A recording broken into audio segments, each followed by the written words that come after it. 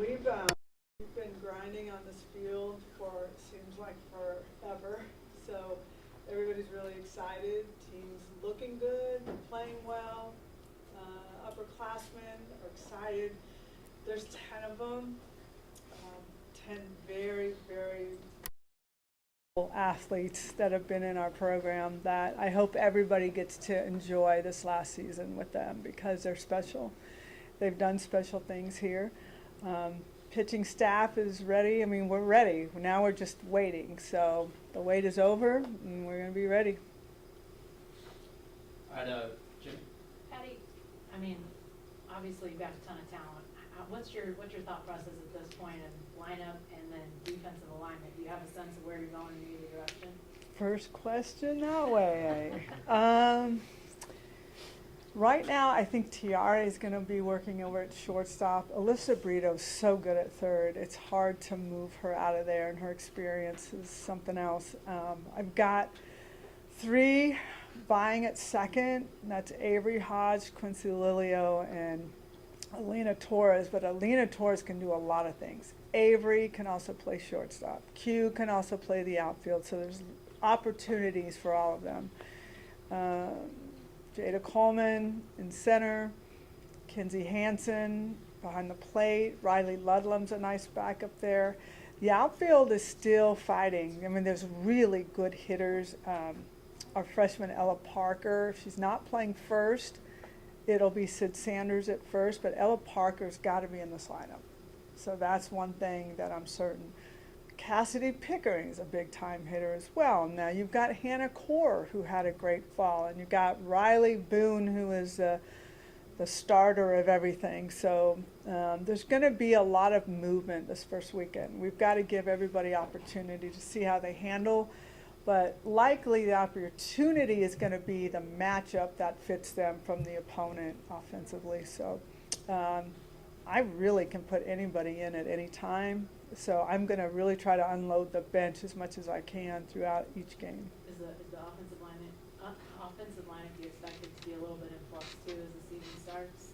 Yeah, I mean, it's going to look pretty similar probably from the top to the middle, but man, there's some power. These freshmen are special. You'll get to see that, but we haven't gotten it down quite yet. I think the seniors are so ready to play.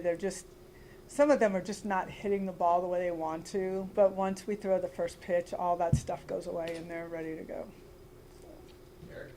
Patty, last 3 years going into the season, you always talk about challenging the players, making them compete. You've had success the last 3 years. Do you try to find new ways to challenge the players, new ways to compete with them? Yes, always. JT does that as well offensively, where we're trying to set up games or challenges. And Fungo, I'm just trying to hit the ball through the left side, through the right side. They love that stuff. They thrive on competition, so we're always trying to keep it working hard and competitive and so forth, so it's always there. Do you see the pitching rotation kind of growing like it has in the past few years where you see what you got, see what you can do? Do you think it's going to evolve during this first month? I do. I think it's really hard for them. We don't talk much about it, but every day they're glaring at this lineup. And the lineup knows pretty much everything. So they have worked on changing game plans against certain hitters to mix them up a little bit. But you're going to see, again, what's the matchup? What's the matchup? Is it Carly Keeny to start and someone to close? We've got 6 very viable pitchers. All of them could help us in some way, shape, or form. It may be very likely you see Nicole May to get started because she is like the matriarch of this pitching staff, and she's earned it and deserved it. But you're going to see a lot of looks this weekend as well. We've got to get this figured out as to who is going to be a game changer for us in the first 3 weeks. James over here. Patty, it sounds like you have a lot of depth, and you know, always enjoy watching you coach and how you do things. But do you have, in your opinion, like last year, good pinch hitters, pinch runners, defensive switches that you can do? Do you feel like you have as much depth you can do those things? Absolutely. And we've got speed, which looks quite different than what you're used to. You're used to seeing home run trots. These guys can move. They can steal bases. I've got Riley Ludlum, our senior catcher off the bench that can change the game in one swing. We've got lethal hitters on the bench. We are very deep. I could do a lot of different things. So it's fun. That's fun. That's fun about coaching, is that you've got so much versatility. If there's any injuries, I'm not afraid. I'm not afraid of losing anyone because we could still do what we need to do. Redshirting, you know, I would assume with the COVID years going away, redshirting becomes a factor again, or does it in women's softball? It does. A lot of that has to do with injury. We've got Nellie McEnroe Marinas, a freshman out of Hawaii, who just had surgery, so she's going to be redshirting. If you have sometimes too many pitchers in the bullpen, you think about maybe redshirting one, but I think we need all 6 of these. So right now, that's the only red shirt that we have. Nelson across to Ryan. Yeah, Patty, you brought up Hannah and the fall that she had. Wonder how she's doing physically and what kind of progress have you seen from her, and how important was that fall for her to get back in the swing of it? Yeah, it was big for her. She works really hard. She's got impingements on her lower back. That's very painful. And some days it's okay and some days it isn't, but she's trying to fight through it. And through that, she had the best fall, one of the best falls of anyone on our team. So can she maintain that? Can we handle the pain? What can we do to help her? It's something that there's really no solution to. So she's having to deal with a lot of pain, and it's just wearing on her psyche a little bit. But if we can keep her steady, she's going to be a big help to us as well. Ryan on this side. You started off talking about the 10 that you're hoping everyone's getting to enjoy as they kind of go through their last year, but 5 of those have spent their entire career here. Have you had a chance to appreciate and enjoy that, or is it so laser focused that that's something for you to do later on? I think about them more than I ever have, because I know this is like the end of a, well, I don't want to say that because we have a good freshman class. It's not the end of a big long string, but it is the end of one of the most elite classes that has ever and may ever play softball. So that's why I understand that, because I get to see it every day. They're special, they're different, and their style of competitive spirit is very infectious on this team, and it's really infectious to our freshmen, which is exactly what I'm looking for. So they have big personalities, they're great players, they're great young women, so it's going to be hard to see them go, and I'm not going to think about it. I'm just going to coach the heck out of them and try to get every ounce of softball out of them that we can. And then Carly, we didn't get to see her for a big chunk in the fall. Yeah. Has she got back up and where you need her to be? Yeah. I couldn't, well, I won't get into the story, but I had a big part of her not being, I'll give you just the backstory on this. So we had our first practice, and I always jump pitchers, like, you've got to be athletes, you got to step up, you got to be like infielders. I'm just all over them. So we're in this drill, and we're moving really fast, and pitchers don't work that way. But Carly Keeny does, and she rounds second, like she's going from shortstop. I'm hitting a ball by second. She lays out, dives for it, breaks her finger. First practice of our season. So I've not seen her pitch until about January 15th or so. So she's catching up real quick, but she's got a really fun, gritty style about her. She is focused. She's a fighter. I'm really, really excited to see what she can do for us. Eli here. You mentioned perhaps wanting to use all 6 pitchers, having a need for all of them. How has the game shifted away from leaning on 1, 2 pitchers max, and not just for player safety, but also strategically? Yeah, I think you guys, some of you were around when Paige Parker was here, and she pitched almost every inning of every game in postseason. And I promised myself, we won that season, but I could have, it's hard to watch because she is so physically, mentally, and emotionally exhausted. And I promised myself I would never do that again. And that is why I'm really trying to get a good stable of pitchers that complement each other.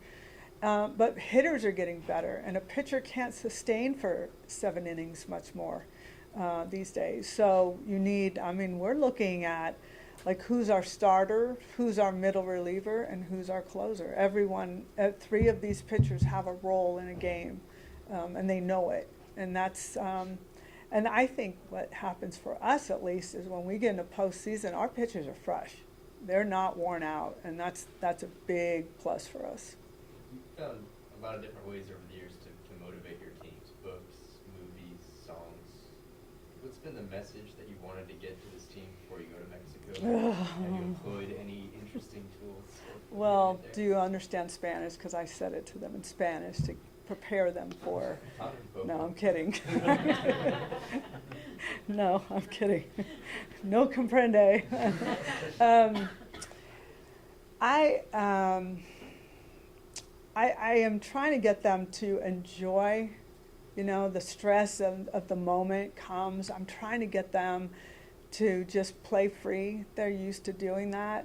New athletes come into this program and they look around at the athletes and like, oh geez, okay, I got to perform at this level. There's a little bit of that. So half of our team are returners, the other half are newcomers. So it's trying to really blend them. And I think we're doing a pretty good job of that. I just got to get the nerves calm. I got to get them to have fun. I got to get leaders to lead. And that's the upperclassmen. I've got to count on them. I've got to have a team that's playing as a team and not as individuals. And when the lineup is written out, that they're not having, you know, tantrums and pouting over that, you know, that we're just adults, that they're women, playing like women, acting like women. And if we can do that, we're going to win a lot of games. We're going to have a lot of fun. We have time for a couple more. We'll go Jesse and then back to George. Patty, you talked a lot about how special this upperclassmen group is, but you've also talked about how talented the freshman group is. And you mentioned a little bit in the fall that kind of having to prepare the next generation of players. What is that balance between obviously leaning on this special group of experienced upperclassmen, but also trying to get these freshmen ready to, you know, to get them experience and everything too? Is there a balance there between those two things? No, you know what? It's started to where usually when freshmen come in and they're lost, people kind of stay away from them, like figure it out. What this upperclassmen group has been doing for us is really taking time to teach them. So if something happens in the outfield, Jada Coleman is right there saying, hey, look, you got to do this. So is Riley Boone. They're doing good jobs of that. Hitting wise, you've got Alyssa Brito, TRA, Kenzie Hansen will bring them in and hit extra with them. So I have to lean on this upperclassmen group because I've asked them, who was that person for you? Well, that person was Lindsay Elam. That person was Grace Lyon. They all had a name. I'm like, don't you want to be that name? Don't you want them to say that about you when they're seniors? And just trying to get them to understand their worth and handing the torch to this next group because it's going to be tough as we go into the SEC. We're really starting from ground zero with a whole new group. And I'm excited about that because I get to coach again. These guys know everything. They don't need us anymore. So it's going to be nice to do my job again. Patty, it's probably difficult, maybe impossible to replace Grace Lyons at shortstop, not only on the field but off the field. How have you seen TRA maybe step up into that role, both as a leader and at shortstop? Yeah, TRA is quite different than Grace. She's handling shortstop really well. She's not a big vocal. She's not that at all. So we have co-captains this year, which is Kenzie Hansen, who has more of the voice, TRA Jennings, that has more of the, you know, talk it out type. I've used Riley Boone. Riley Boone's the one that checks on everybody individually, how you doing, kind of that social. And Jada Coleman is just the hype girl that's really, really smart about softball. And you might look at her and go, gosh, she's incredible and she's crazy. She's really, really smart. She would be a really, really good coach if she wanted to, but she doesn't have the patience for that. So she's going to go off and be a trophy wife for some football player someday. Last one for you. I was just gonna secondly Yeah. ask, are you getting antsy at all to go play at Love's Field? And Oh, how yeah, it's gonna oh, be? yeah. I just got a tour of it today and I haven't seen it in a couple months. And I actually went with Jenny Love, and her and I were both enjoying it together. And there are things that I did not know were happening. So we got down onto the actual field, and I'm looking up at that was Joe Castiglione's idea to create the outline of Oklahoma, and I'm like, okay, that sounds kind of corny, but when I see it, I'm like, that is awesome. I think it's the coolest thing. So I got to see Jenny, see the Loves family, their logo up there. But I was standing on the field right by home plate, and I'm looking out into the outfield, and they have grandstands on top of the, what do I want to call it? Like the walkway. And I didn't know that. So they just added another 500 or 600 seats. So now I'm standing there going, oh my, it's grand. It is grand. So I'm trying to explain to our team, and they're just going nuts because they are dying to see it. But I got to see what their lockers look like, but we're not able to go in it. We're going to play on it, but we're not able to go in it quite yet because there's still a lot to do. So probably by mid-April, it should be completely done. Patty, you all are already in unprecedented territory, having won 3 straight, and now the thought of going after a 4th. Are you ever able to step back and, instead of looking at these seasons individually, kind of have that broader perspective of what you all have been able to accomplish over the last several years? I'm not a real deep thinker when it comes to things like that. I just go. I just go. I think that's why you don't, we try to be a very humble group. We don't look back at our laurels. We just want to keep running forward, keep raising the OU flag, keep being that team that everybody's trying to get. They have embraced that. That's a tough place to be. We were always a team that, even though we were not underdogs, I would talk them into the fact that we're underdogs. Now I can't do that anymore. They understand where they stand, but they're ready to fire back. They're ready to fire first. That's really the attitude. So they're ready. This is going to be a tough one. This is going to be a really tough season for us. I feel that coming. So I'm able to see what kind of women rise from the ashes here. That's going to be the most important thing. You might have just answered it in part, but even though the group changes a little bit year after year, does it get progressively harder knowing that maybe the target on your back gets bigger and bigger every year? Maybe a little bit. This one is just different. I mean, the expectation, and winning 4 in a row is unheard of. Unheard of. You can't even wrap your mind around it. Even winning 3. And so for them, they want to be a team that did something that maybe nobody in maybe my lifetime will ever do on the softball field again. And that is something special. And they like to be able to chase those moments.